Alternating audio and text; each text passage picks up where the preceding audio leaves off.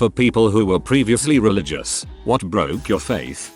My papa was building a dam in Pakistan in the 1950s, hired by the Canadian government. My nanny, 18-19 at the time, came out to stay with him but didn't know she was pregnant and didn't know it was triplets. They lived on a base type place and I believe it was the Canadian Red Cross who provided the medical care. She gave birth, one was stillborn, the other lived a few days and the last a few months. The priest didn't make it in time to bless the stillborn, so he told my grieving nanny that all her babies would unfortunately burn in heck. My papa never went to church again.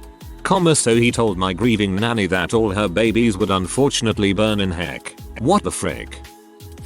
When I was high school age, my congregation found out our pastor was HIV positive. He said it was from blood exposure at a car accident. The entire church turned against him because he had a gay disease, so I watched a couple thousand people turn against their leader. Quite the opposite of what good Christians should do. Watching the hypocrites made me turn and never look back. I can be a good person without going to church with people like that every week. I remember reading years ago about a man whose wife got AIDS from a transfusion. They were Southern Baptists and the entire church turned against them for the same reason. He described how he felt more true compassion and love from the gay men at the AIDS clinic than he ever did at church. This was a few months after my father passed away. I was 13 at the time. At first, everyone at my church was awesome.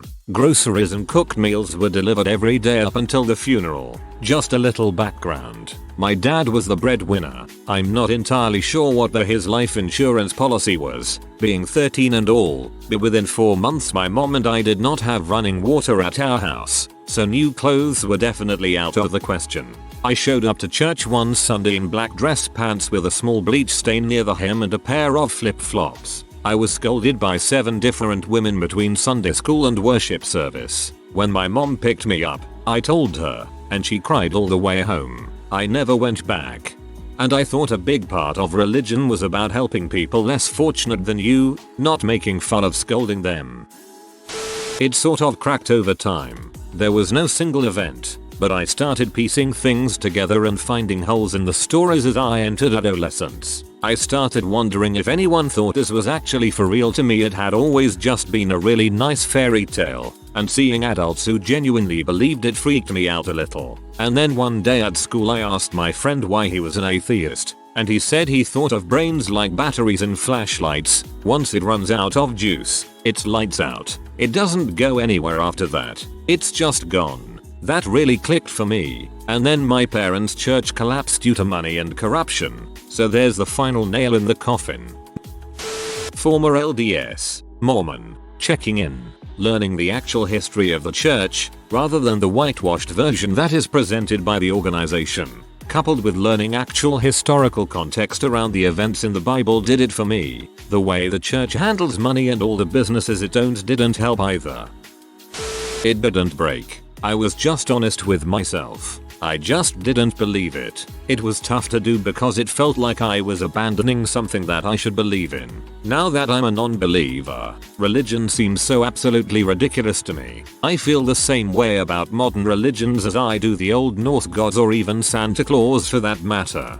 Fun fact, early Icelandic Christians were never dedicated to Jesus. They'd often worship whoever occupied the territory. It was Jesus at home, Thor at sea, because Thor was better at making boats survive trips. So many innocent people around me dying years ago. Little sister and Nana hit the hardest. My Catholic family assured me it was God's plan and it would make me a better person. Frick that. My little sister didn't deserve the hand she was dealt. Eventually science picked up the pieces for me. Trauma. Repeated trauma caused by someone in the church. The church decided to subsequently cover it up. He got to move on and I feel trapped in a nightmare. You're not alone. Also, expose him. Teacher in religion class, for which I always got an A in, mentioned extra credit for a trip to Washington DC. Got up at 3 AM. Got on the bus with all the other nerds who cared about extra credit. Rode hours into DC. During snowfall, then we stopped at a church. Now being a young high schooler, the only thought in my mind was holy crap, I'm in DC, and we get free donuts while inside the warm church before we walk into the National Mall. My excitement was through the roof. However, I failed to notice the hundreds of people packed into the church, prepping signs and handing them to each other, including us. So, my class and I walked into the National Mall, again during snowfall, and I immediately noticed something was off. There were thousands, and I mean thousands of people marching down the path and streets in the mall, along with thousands more on the sides, both chanting and yelling. It was a freaking pro-life rally, with a smack dab in the center of the pro-lifers, encouraged to chant "God is great, he knows best." Now I am completely pro-choice, never had any doubt about it. Like, come on, let people make their own decisions. So once I realized what was going on in the march, I broke the sign I was given earlier in two, dropped it before anyone noticed, put my headphones on and ignored everyone for the rest of the day. I also ate as much of the church's donuts and drank my fill of apple cider as I could once we returned from the march. That stuff was good. TLDR. Poe's school tricked us to attend a pro-life march with the promise of extra credit and a trip to DC in the middle of the winter snow. Alcoholics Anonymous. First 3 steps. We admitted we were powerless over alcohol, that our lives had become unmanageable, came to believe that a power greater than ourselves could restore us to sanity, made a decision to turn our will and our lives over to the care of God as we understood him. There was a day where I thought, frick that, if I'm not going to drink, it's going to be my own dang willpower. I don't need to relinquish responsibility of my life to some higher power to be successful. Soon realized religion and faith in general is used a lot as a way to shrug responsibility for an individual's life. Oh, you sinned, well you couldn't help it, you're descendant of Cain. Ask for forgiveness and try not to do it again. Plus you always feel a looming presence watching over everything you do, and you let this presence take over a lot of your thinking. TLDR. Started thinking for myself and accepted responsibility for my life. We admitted we were powerless over alcohol. Sort of ironic they have you first admit alcohol has power over your life, then tell you to essentially give something else power over your life. No, you should have power in your life. Your decisions, whether good or bad, are your own. Adolescence. That's when you begin to think about things instead of just accepting them. The question I asked was a simple one. If you didn't have this religious tradition, if it hadn't been handed down, could you create it from scratch just based on what you see in the world today? The answer was no. None of it was self-evident. I grew up loving the people in my ultra-conservative evangelical church. Then I asked my pastor for help because I was struggling with lust for another woman. He implied that people like me burn in heck.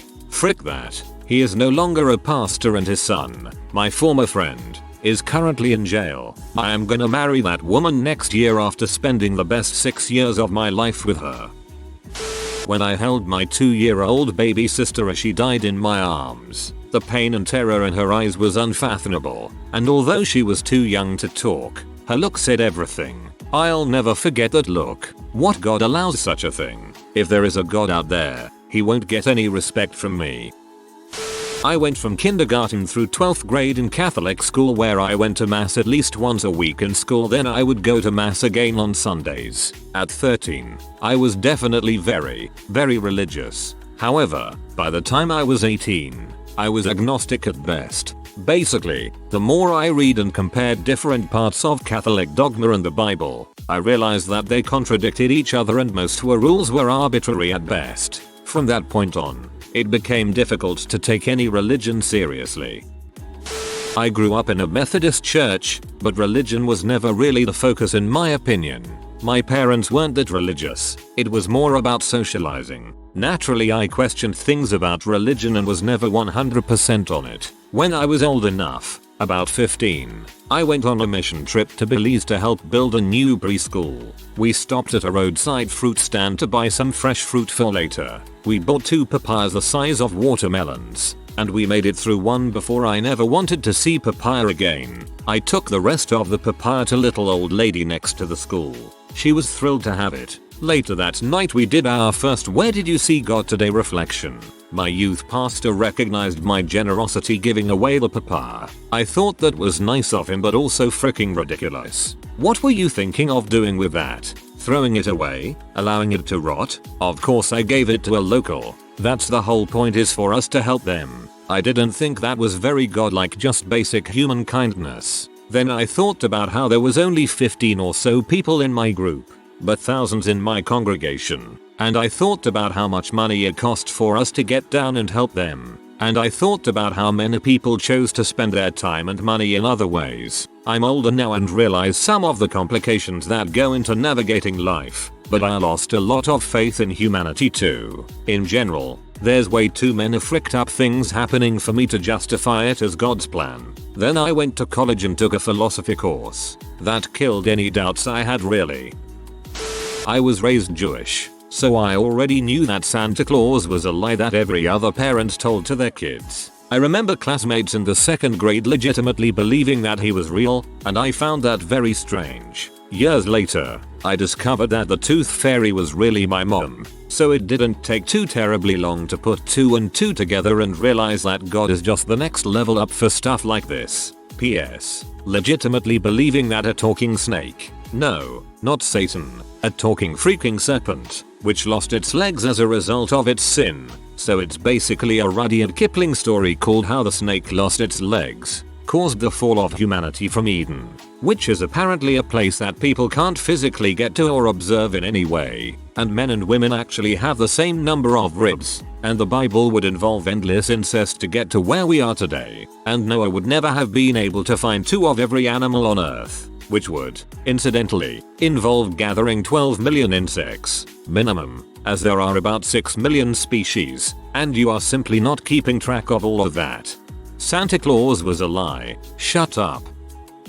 I read a book called Incidents in the Life of a Slave Girl. There's a part where the author, a slave, is describing a sermon during a service. This is in the 1800s, so slavery is big in southern US. These white slave owners were using religion to say that it's a sin for slaves to rebel against their masters. That's when I realized that really, throughout history, people use it to gain and increase power. Whites using it to keep slaves in check. Or maybe using it to basically collect money to forgive people of their sins in the 1400-ish. We as humans don't have to believe in it, other than to keep us sane before we understood the world. But now as a non-believer I just don't get how people continue to follow their faiths. Taking a philosophy of religions course and anthropology of religions course in college, learning critical thinking skills, seeing all the hate strongly religious people spread. Just thinking is sufficient to lose faith. Religion teaches you not to think about it. For all of my middle school and high school years, I thought I could make up for the sin of being gay by being the best Christian kid ever. All I'd heard was love the sinner, hate the sin, and crap like that. So I thought I might be accepted if I was celibate and avoided the lifestyle. Then I saw how gay people were actually treated by my church, and every other church in my town. And I realized that there was nothing I could do. Their homophobia is so strong and unfounded. I couldn't be in the church without hating myself. When I decided to leave, I felt amazing. I haven't looked back. The problem with love the sinner, hate the sin in context of gays is that it implies that being gay can be fixed. It can't and doesn't need to be fixed. Being gay is part of someone's identity. If you hate their sin, you hate them. Being exposed to people that claim to be loving Christians but contradict everything they supposedly believe in with their everyday actions. Thought it was supposed to be a religion of love when it turned out most good Christians I knew were the most hateful, morally unsound individuals. I read both Bibles back to back when I was about 16. Afterwards I realized all the stories felt like fables and legends I had read growing up. On top of that, realizing that there were multiple translations of the Bible throughout history, so the idea that anybody has the correct version is ridiculous. Also, discovering the actions of the church throughout history, from the Crusades to Mother Teresa. A combination of church people, ridiculous rules within religion, educating myself, and learning critical thinking skills. My father is an ordained minister. There was an elderly guy at my church who stopped attending for a while when I was younger. The dude was suffering from major depression. Everyone there, including his own family, pretty much ignored him. So, my family and I took him in, inviting him over for meals, social gatherings, even taking him back to church when he felt ready. He was really cool, and with both my grandfathers having just died, he took over that role for me. He committed suicide after a year with us. His last words to me were, "I think of you as a grandson, and sometimes my only grandson." Crap hit the fan. The religion treats suicide as a sin, and everyone, my family included, is talking about how much of a coward he was and how he's not going to paradise. I kept my mouth shut, but that did it for me. If there was a God, I couldn't imagine him in such a place. You know, suicide equates going to heck is fricked up when Dante from Inferno even says that those who took their own lives don't deserve heck. My sister died when she was 2 months old. She was born with Edwards syndrome and everyone knew that there wasn't an expectation of her living past her first year. I was 7 when she died and my parents told me that she died because God wanted her to be with him in heaven. At first it made sense to me and I was at peace with it, but as I grew older I realized that my sister had been in pain the few months she was alive. My parents turned to their faith and that helped them, but I couldn't believe in a God that made a 2-month-old baby suffer just so she could go to heaven. When the pastor I'd known for my entire life refused to answer certain questions or told me I wasn't old enough, I was in high school, to know some things. I quit going to church a few years later and really stopped believing in God about 3 years ago when I had a miscarriage. My mother said, when we told her I was pregnant, that it was God's blessing. And when we told her about the miscarriage, "God's just testing you, WTF. Mom, I broke so hard. I seriously almost ended up in a hospital psych ward on a 72-hour hold. Except they didn't really think I was that much of a danger to myself, because clearly, sitting on the kitchen floor, sobbing hysterically, with a knife to my wrist isn't dangerous to anybody, and they didn't have a bed. So they sent me home with a dose of Ativan in my system, a sample pack of antidepressant and the suggestion to call a therapist. I did, and I saw her exactly twice just so I could get a prescription for antidepressants. I struggled, for months, to pick myself up off the ground, and not once, not even for a moment, did I feel any sort of divine presence in my life. I figured God, if he ever existed at all, had said screw you, you're not worth it, and I was going to give him the mental finger. I didn't need that kind of crap in my life.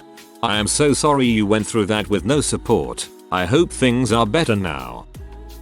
Both of my parents are PKs. I spent my entire life devoted to my church. I played on the basketball team, started singing in the choir in preschool. I was on the board, spent my summers up at camp as a camper or staff, never missed a Sunday morning or a Sunday night, or a Wednesday or a Tuesday for that matter. From preschool until I was 21 years old, I showed up multiple times a week. When I was 21 and moved to another state for med school, I found a church there, and I showed up. Then, I had a child. At 11 weeks old, she died. I showed up my entire freaking life for something that couldn't show up for me the one freaking time I needed it. I carried my daughter, birthed her, held her in my arms every day, all the while praising a God that took her from me. Frick that.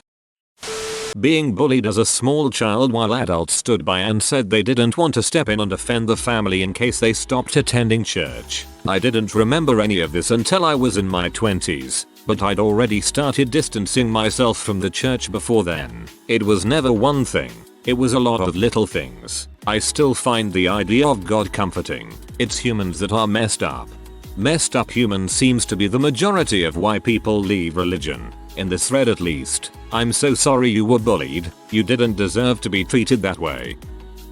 I realized everything was just a front. My grandmother was the most religious person I knew, went to church at 7 AM every single day, as was one of the rudest people I had ever known.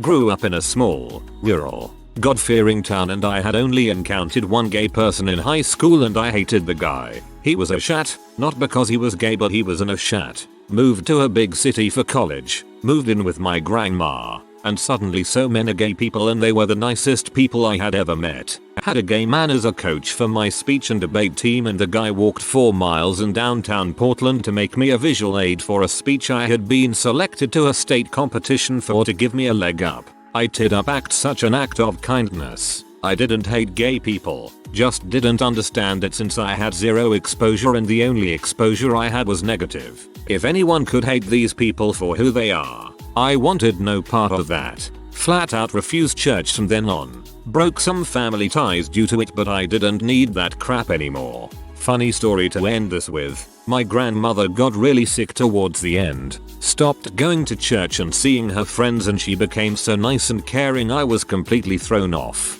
In 6 months she went from hating gays and a die-hard Republican to watching MSNBC and complaining about how gays can't get married. 2005 for reference in CA. One of her lifelong neighbors I have known since my birth went to the same church every day, and I honestly don't remember life before him and his wife. Was at all my birthday etc. Ran into them at a grocery store and they were yelling at a lady buying groceries with food stamps, demanding that she thank everyone in the store for paying for her. I can't honestly say I was ever religious, but it's things like this that remind me why I'm not. Ex-Jehovah's Witness here. My brother is special needs. He was seriously ill in intensive care. Didn't know he would pull through. Our broke down and we had little money, so what money we had we spent on taxes so we could be with him. Even though that meant having little to eat. Not person visited. Offered to give us a lift or even called to ask how he was. But they all have a crap about someone's husband who was a non-believer. Inundating him with visits, gifts, even cooking for him. So much so he wrote a massive thank you card for the whole congregation because he couldn't get over how nice everyone was. This so-called congregation didn't think it was right that my mum took my brother out of residential care even though he was being abused, because it meant she couldn't spend as much time at the meetings or on the ministry. So any troubles we had with him meant we were in our own. I just couldn't be in the same room as them, let alone serve their God after that. Frick you Jehovah Witnesses, you self-righteous fricks. The very modern and all-inclusive church we were attending at the time, turning on my brother when he came out was the final straw, but just coming of age made me question all of it, and I realized I just can't believe in a magical sky fairy. Started high school in a bigger town, combination of philosophy class, seeing different lives than church one. The more I thought about it the less sense it made, and if my quest is one for truth then I must willingly follow that quest. Have great respect for and still aim to live my life with a good social rules from the New Testament. I respect both new and old wisdom. It was a slow wearing away for me. To borrow Neil deGrasse Tyson's expression, I had faith in the God of the gaps, and those gaps just kept getting smaller and smaller for me. Being taught the Bible is the word of God, it made me question things after finding out the Bible had been edited by people. Or when you are told that the Eucharist is literally the body of Christ when it is clearly not flesh and blood. So God diminished somewhat for me. For a while I was content with faith in a non-literal Bible. I really loved science and was learning to think critically. I began to realize that I had more faith in science as a process. It could be tested, and it wasn't absolute. Also, the explanations for creation and life are simpler, following Occam's razor. So, maybe God did create everything, but it seemed more likely to have arisen naturally. God, for me, had diminished to maybe God made the Big Bang and everything went from there. I began learning about other world religions, and how convinced every culture is that they have the one true faith, and I ran across the philosophical argument that God cannot be both omnipotent and magnanimous, or else he would not allow the suffering we see in this world to occur. Now I consider myself agnostic atheist. There's no way to prove that there isn't a God, but I don't believe that there is one. This is the closest to my own story, right down to your philosophical examples. If you are new to the channel, you can subscribe. I publish new videos every day. Until then, check another video.